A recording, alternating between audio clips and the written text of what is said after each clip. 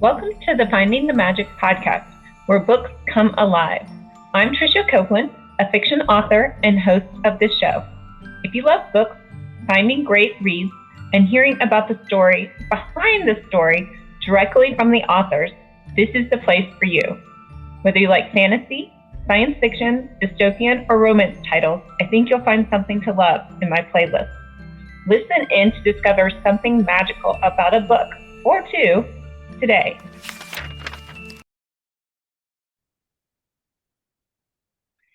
Today I am here with author C.J. Hosak, and is it okay if I call you Kathy, or would you rather me call you C.J.? Either one is fine. Okay. We'll call her Kathy, but her author name is C.J. Hosak. Thank you for being here. Thank you for having me, Tricia. And the buzz on the street is that you have a new release, correct? Yes, today. Oh, today? Oh my gosh, I can't believe it.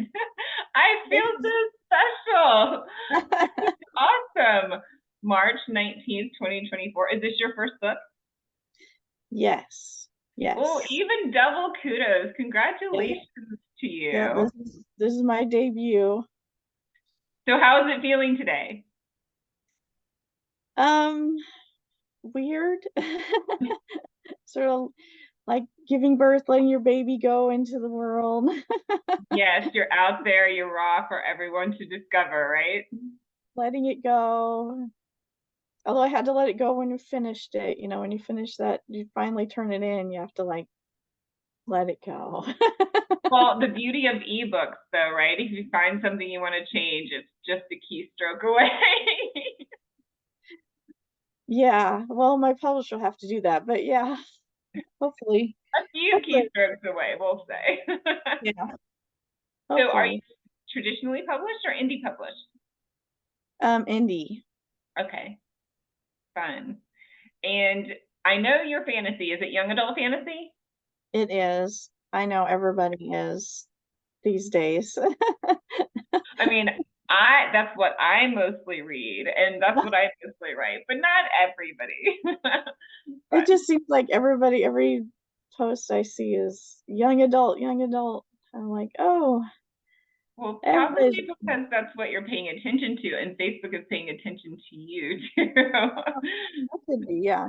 Yeah. Could be. Well, tell us all about your book. Well, so I wanted to write a story. I had this idea. Well, I wrote this short story that was about my brother and I when we were younger, and the silly things we do to, when our parents were out and on a date. Our parents actually dated. They never married, but we kind of grew up together. So I consider him my brother. And we I had this story and everybody kind of liked it. And I sort of put it away for a long time because I had written a novel and nobody could read it. And so I had decided that I couldn't write. It just wasn't my talent. And this was pre-internet, before you could really like get all this, you know, you can watch stuff online now and learn so much. Podcasts like yours. But back in those days I would have had to like go to school, and I had young children at home, and I was like, I can't do this. And so I gave up. I just thought, I'm just not talented. I can write a historical academic paper, but I can't write prose. And I'd written this short story and it got fairly good. And then fast forward about 4 years ago, I stumbled across an author online who has who teaches at the university, posts their lectures online for free. And I started watching it and I went, oh, wow, I am an author. I am a writer. I can do this. And so I wanted to take this little story and I wanted to make it, I wanted to maybe do like middle grade, like short little stories. And then I decided, it's got to be fantasy. And since it's sort of based on me and my brother, I'm adopted. And so I decided the main character was going to be adopted, and what kind of magic would really highlight that for her. And of course, it had to be a hereditary magic, and you needed to prove your bloodlines in order to inherit it. And so, in all the interim, when I was about to be an empty nester, I went back to my master's in history, with an emphasis in public history, which is teaching history to the public instead of in a classroom. So a museum is public history, an archive is public history, and so I decided, well, this is a cool thing. If I could have like a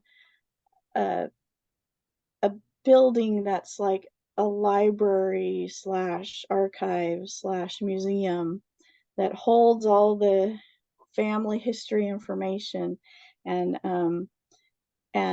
so it's not like your neighborhood library. This is like, if you have to, the only way to get power, a magical power, is to prove your bloodlines, and that would automatically make this library a center of everything and power. And so I have my young adopted girl who I didn't want to do a like chosen one thing. I didn't want it to be that she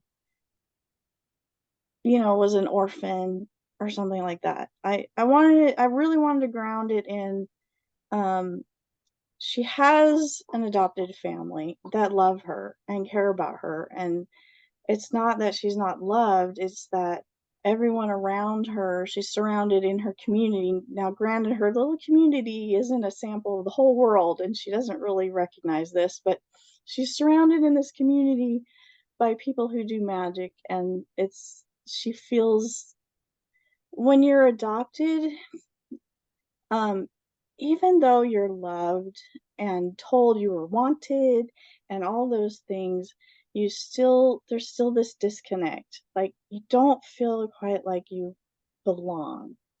And so she has that going on, and even more so because her community has this hereditary magic. And so she's like, well, if I can find my family, if I can find my ancestry, my bloodline. She's not necessarily looking for a new family, like her birth family exactly, but if she could find her bloodlines, prove that she has this ancestry magic, she could actually belong and fit in. That is a really neat premise. Yeah, I know my dad is adopted, and yeah, and he loves his mom, and his mom was our grandmother. We didn't know any other grandmother, and he was always very insistent that he didn't need to know his parents, but I could always sense that there was just that something missing, or something like that maybe needed to be found out. So that's really neat to write that story. I'm sure that many adopted people can really relate with that, and even people that maybe just don't feel like they fit into their community as well.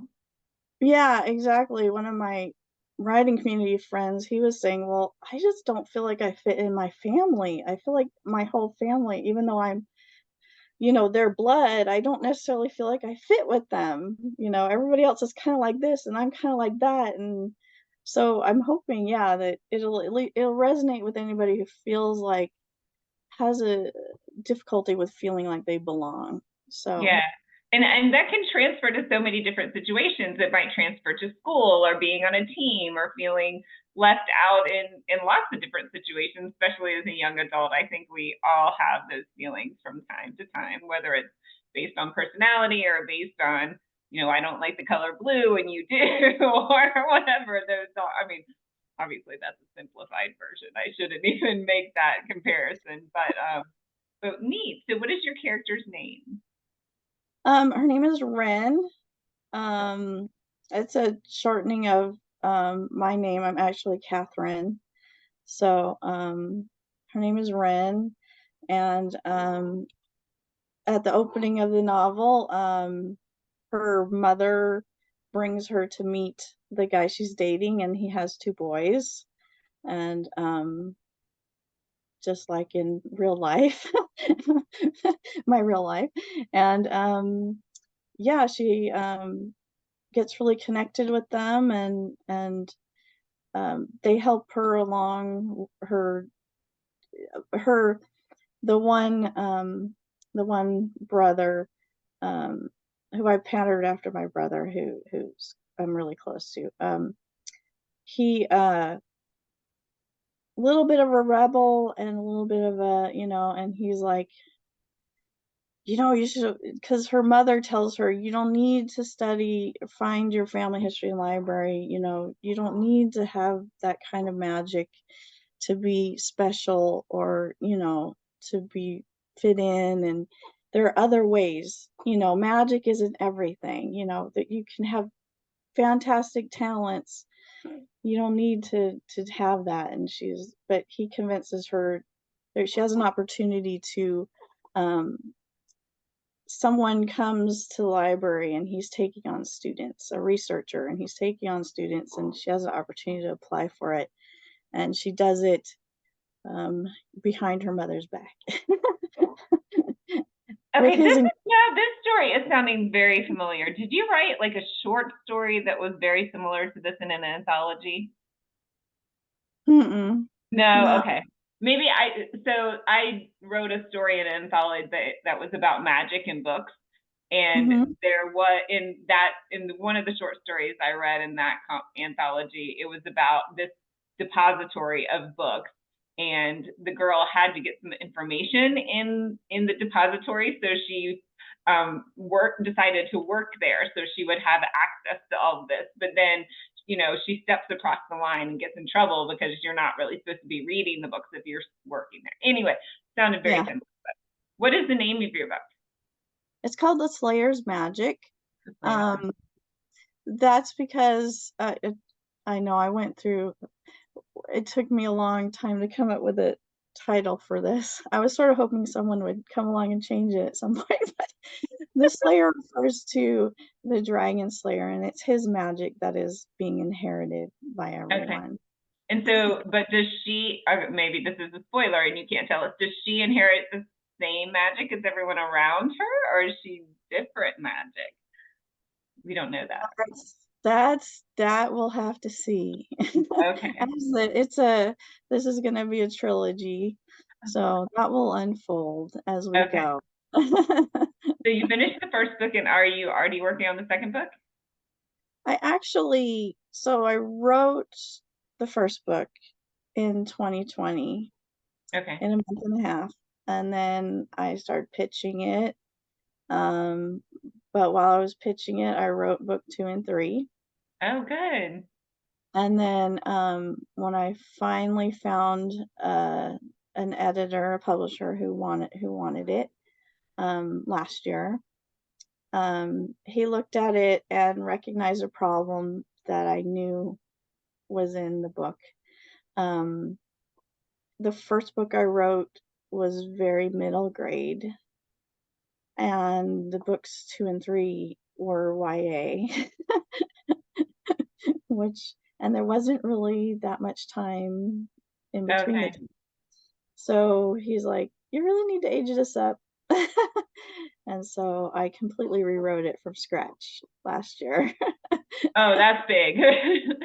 But kudos to you. I mean, like, for sticking with it for that long to get published, and to, and it kind of sounds like it made sense to make her character a little bit older so it flowed with the rest of the series. And yeah, it did. Yeah. I knew it was a problem because I've been talking to people about it for years. As I was pitching it around and having different discussions with different people, I knew it was an issue. And I was sort of hoping I'd get away with it. And then I can't. Surprise. Actually, my publisher didn't actually ask me to completely rewrite it from scratch. I just realized that's what needed to happen in order to do the things that he wanted me to do to it. I realized that the whole voice was too young. So Okay. I had Yeah, that makes sense. completely Yeah. redo it. Yeah, it's so interesting. I was just talking to an author and she had a YA series and she wanted to make it a little bit racier, like new adults. So she just added racier scene, like bonus racy scenes, but she called it the same book, but it's like the book young adult version, the book new adult version, and you can buy both versions. I was like, very smart. So that's a I cool listened way. to that. I actually listened to that podcast. Yeah. Okay, Liv Tipton, right? Yeah, so she was super. I loved hearing like new ways to do things and new ways to expand for your readers so they can get more of experience if they want that, or if they don't want the racy scenes they can get the YA clean, just like Yeah. so very fun. And so when will the second and third books come out? So my publisher does a Kickstarter in June every year for the books to help with the cost of publishing the books that he's putting out. So book 2 will be in this year's Kickstarter. I'm imagining it'll be the same. It'll probably come out about next March-ish, in a year from now. Fun. Yeah, and then the next book. So what happened was um I just realized that I must be like a discovery writer to some degree, a pantser, because sometimes when you're a discovery writer, your draft is your outline. And so um I realized with book 2 and 3 that I have in book 2 it was mostly Ren. It was all mostly her story, and our other character Zoe, he was just sort of hanging out. And then in book 3 it was reversed. And so I'm going to smush them together so that it's more even. Oh, So okay. I'm writing it. Rewriting it, that's okay. I mean, it sounds like you're continually making them better for the readers and the best Hopefully. possible it can be. Yeah, fun. That's my hope. Yeah. And so you touched on this a little. I mean, you talked about where the books came from and where the idea came from, and I think that's super cool. But you touched on the fact that at one point you didn't think you were a writer. So what was your job before? What did you do before? Sounds like maybe you were a nonfiction writer. Yeah, well, I'm a history major, Okay. so when you're a history major, they train you to write a historical article. That's what you're trained to do. So I've never really worked in the history field. I've done some volunteer stuff at my local museum. I'm into historical costume quite a bit. I love one of my favorite things, and I know everybody, you know, Twitter's like a bad name sometimes, but one of my favorite things on Twitter is the historical the dress historians Oh, I have to find and the that. stuff that they post. I love it. But anyway, so a friend of mine and I, who's got a degree in fashion design, we worked with the museum and recreated a historical piece from a photograph. So I've dabbled in some of that. Mostly, I was a stay-at-home mom. I coached preschool gymnastics for 13 years um, while I was, with my kids growing up. And so I was looking for a career. That's why I went back to school. Like, okay, I'll empty nester. I want a career. And the whole public history thing, that market is flooded. Um, because that's how they pitch that degree to people, is like, oh, you don't have to be a teacher, you can work in a museum. But there's so many people out there wanting to work in a museum. So I ended up just doing regular office jobs, and I was having some really horrible experiences. But then when I finally figured out, oh, I'm a writer, I don't need my day job to be, my career per se. I can just do something to make some money that doesn't require a lot of brain power. And then I can come home at night and write. I love doing that too. I'm with you on that one. Did you integrate any of this fashion history into your book world? I'm interested in knowing about the world. Is it set in like contemporary times, or is it more of a fantastical feel? It's a second world fantasy, so it's a different world, but I based it off. I live in the Seattle area, and I based it off the Puget Sound region. So like there's islands, and each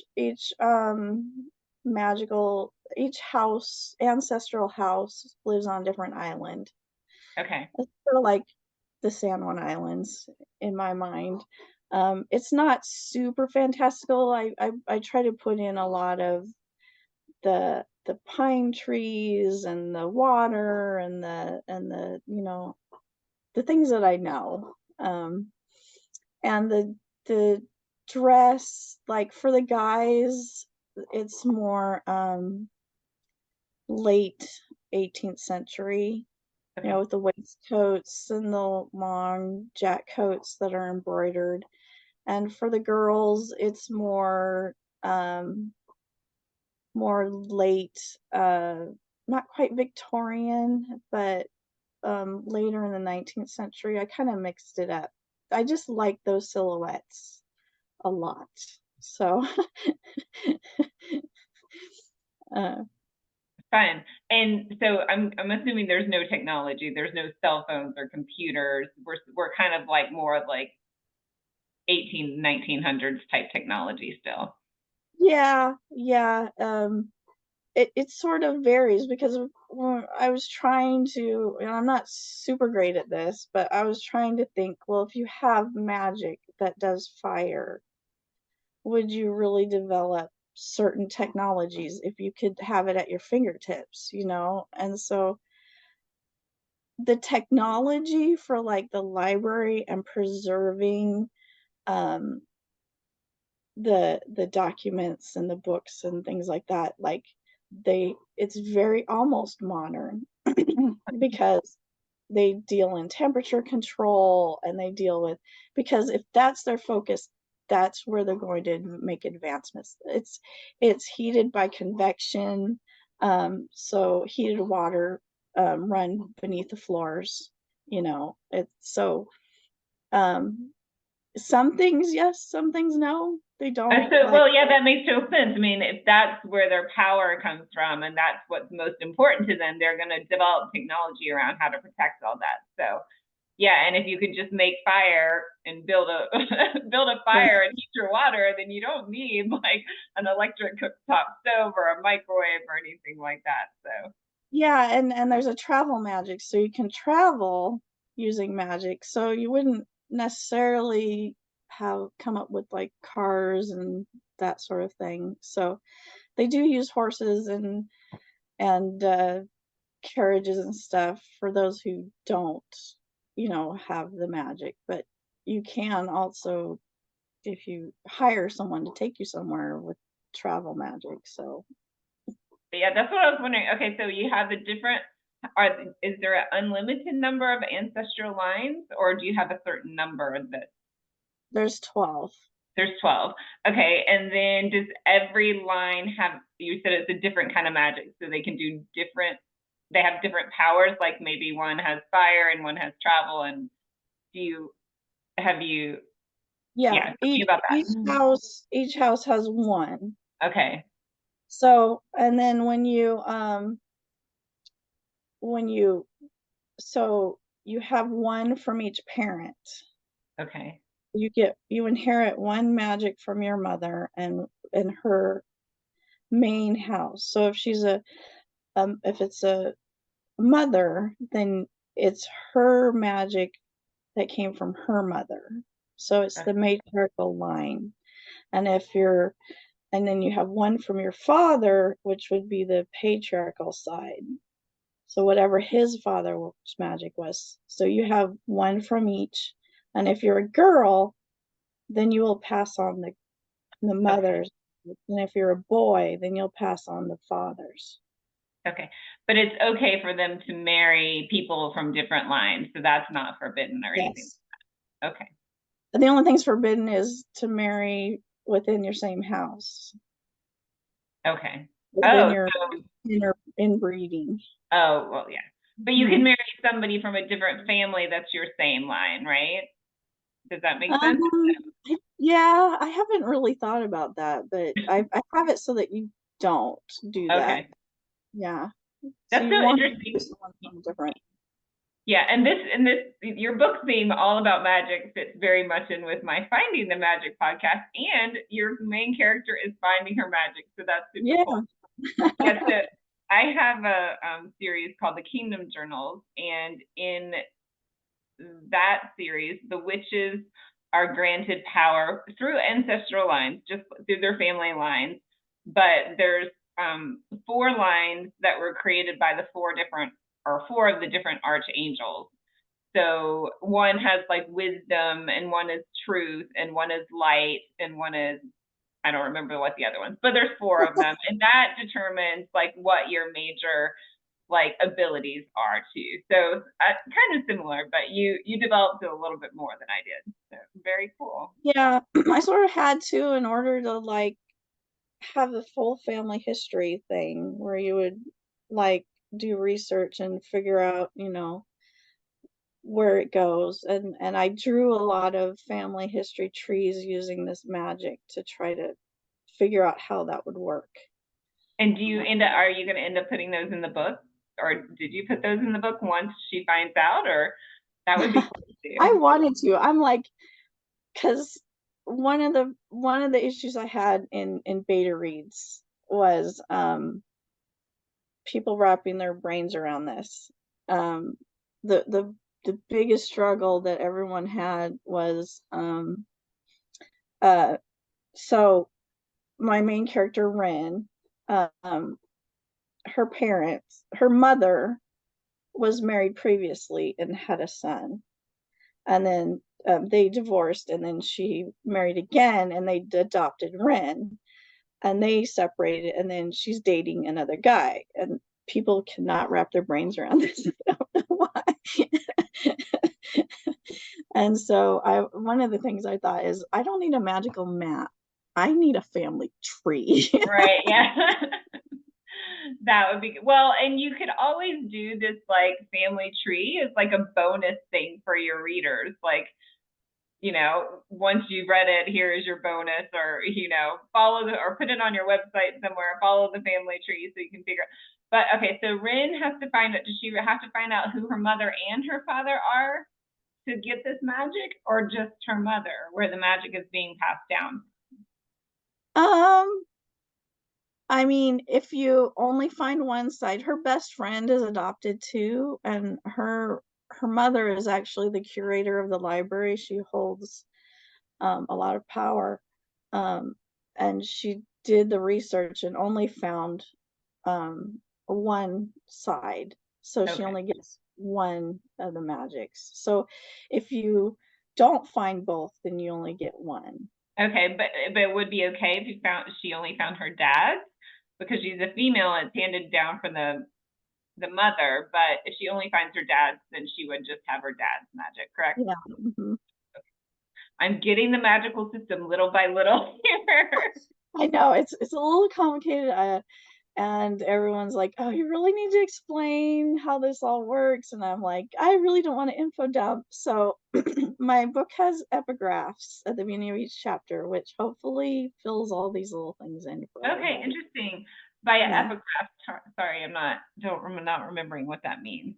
So that's just a little like quote or something at the beginning, right before the chapter starts. Okay. So these are all quotes that come from in-world books or documents or like journal articles. And then it gives their direction on how to find it in the library at the end, Okay. like you would. From your book though, not from like somewhere else. No, From no, quote, these are quotes all from in-world made up Right, from your library. Okay, Yeah. very cool. Okay, but yeah, but so sometimes you don't want to overload the reader at the beginning of the book. Like these are all the rules of the society because you're like, oh my gosh, why? I don't even know if I need to know all this. You Yeah. know, it's too front loaded. If you tell me the whole rules in the beginning, and I don't know, I think it's better to kind of splatter it out and learn things as you need to know them. Because probably I'm not going to remember everything you told me. Well, that's just my brain, but I'm not Yeah. going to remember everything you told me if I unless I know the context of why I need to know this, right? Yeah. So, That's my philosophy. I like books that drop breadcrumbs. They'll like introduce this thing, they'll give it a name or whatever, and they won't explain it, and you're just like, what is this? And then they just sort of hint at it, and then eventually you'll see it in action and you get it, right? right. I love that. Actually. But a lot of readers don't. So I've had to put in more breadcrumbs than I originally did because readers like some people. I had someone who wanted me to front load it like you're talking about, because she just likes to know all the things, so she can understand the story. But it's like, well, a lot of people don't though. So Yeah, I mean, yeah, that's why it's good to have a lot of beta readers, and it sounds like you had a lot of support in writing this book, so that's very fun. yeah, it was. I went to Surrey International Writing Conference actually in 2020, so they did it virtually online. And I just somehow ended up in the right breakout room on Zoom, and I got swept up into this group of people, and so they're amazing and awesome. I love them.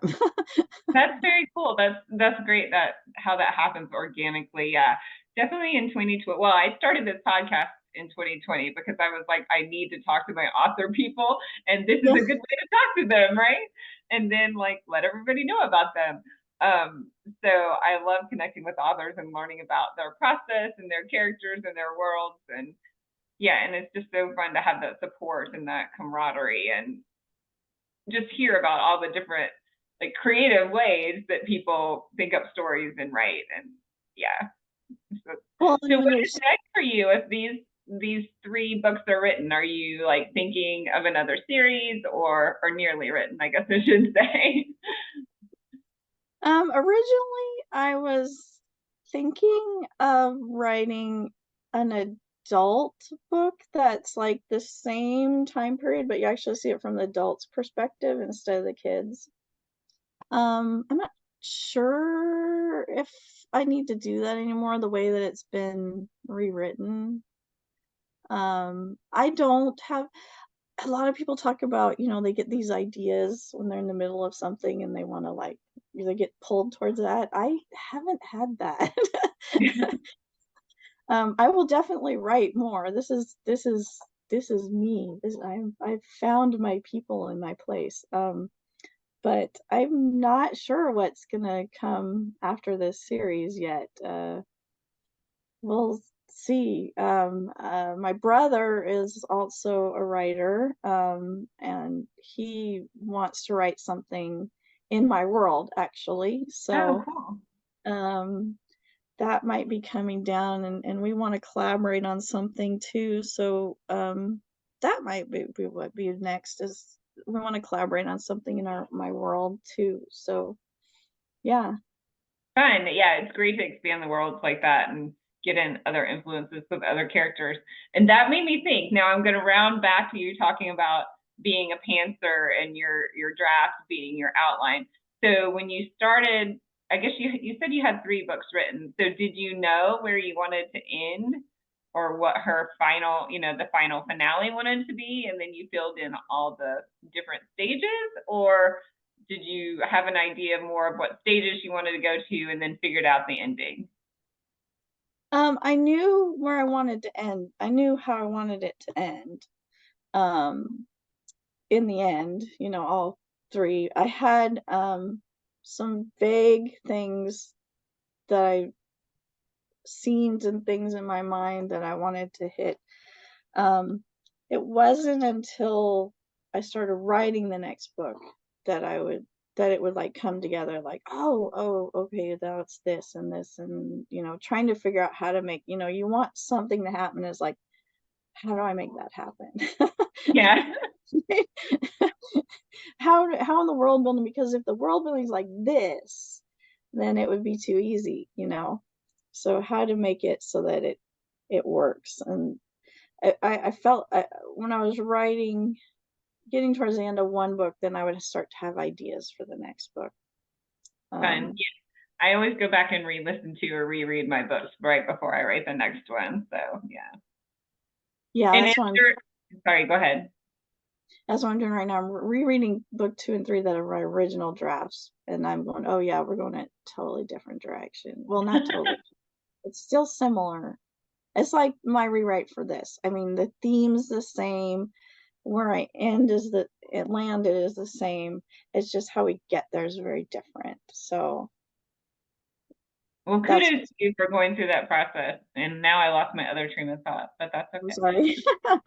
No. Oh yeah, I knew what I wanted to ask. Is there any like background love story in the series? So Zoe, her brother, the brother character, he's gay, and he's definitely attracted to one of the other characters in the book, and they sort of date-ish in this book. He's gonna get more in the next books coming. And in book 2, well, in book 1, in the Slayer's Magic, Ren, there's definitely attractions to different boys, but she doesn't really land with anyone yet. Book 2, she will start having date. That was why my original draft of book 1 didn't work, because she goes from really feeling middle grade to like dating. Oh yeah. You can't be 12 and then be 16 the next year, right? Yeah. It doesn't work that way. So there's definitely, boys she's attracted to in the first book, and at least one who's kind of interested in her, but she doesn't really start dating until book 2. So Well, at least there's that little bit of romance, because sometimes you talk to readers and they're like, well, I need a little bit of romance in there, and that's more true to life too, right? So it doesn't have to be the main theme or the main point of the book, but if there's at least a little romantic line, they like that. Yeah, there's definitely some interest, and there's definitely a certain boy that's shows his, care and affection for her. But nothing, there's only one kiss in the book, and Zoe gets it. So, yeah, it's still, I suppose, in a YA scale, it's still a little on the young side, but it's going to, age and evolve as it goes, Right. the series. So yeah. No, if you're in your spicy romance, not gonna happen. No, it's YA, so we don't get that spicy in YA. But Actually, go ahead, I sorry. took a class at Surrey last year, and they were like, I guess, they like surveyed, some surveys were done of teenagers, and a lot of them don't like the spicy stuff. So I don't know. Well, yeah, I mean, I don't know. It depends on maybe your maturity level or what you're focused on. I know that when I was a YA reader, I would have been kind of like, oh, okay, I'm going to skip over this, but maybe that was my Southern upbringing, so could have been a little bit of both there. Well, I grew up in Southern California. I felt the same way. Well, Southern, but different coast, right? Well, I am so excited for you and your release of The Slayer's Magic by CJ. I got that right? CJ Hosack, Hosack. Can you find us, or find us. Can you tell us where to find you and your books? So I have a website, cjhosack.com. The book's on Amazon, of course, and you can find it on Barnes and Noble, and BookBub, something, yeah, BookBub. I think that's the name. I can like and friend you on BookBub. You can go into your indie bookstore and order it. If you want, you can go to your local library and request them to purchase it, and they will hopefully do that for you. It's in the budget. So yeah, you can get it, and there will be an audiobook forthcoming. Yeah, I have my publisher works with an audiobook publisher, and they have bought the rights for all 3 books. So there will be an audiobook. They're a little backlogged right now. I'm a huge audiobook fan, so that makes me excited. Well, yes. Fun. We'll have all the links for your books and where to find you in the description for the podcast. And thank you again so much for being here. Any final words that you want to tell us about? Yeah, I just I hope that you enjoy it, and Ren's ride, and her exploration of the library, and trying to find where she belongs. Well, I'm going to one-click today because it is your release day, so I can read the book. And I will definitely review for you. So. Thank you for having me. This has been great. Thank you so much for being here. I'm glad you found me. Yeah. Good night. Bye. I hope you enjoyed this episode of the Finding the Magic podcast. I'm your host, author and podcaster Tricia Copeland, and I love getting behind the scenes. If you like the podcast, make sure to subscribe and stop in each week to discover new authors and books. Thanks for listening, and until next time, keep finding the magic.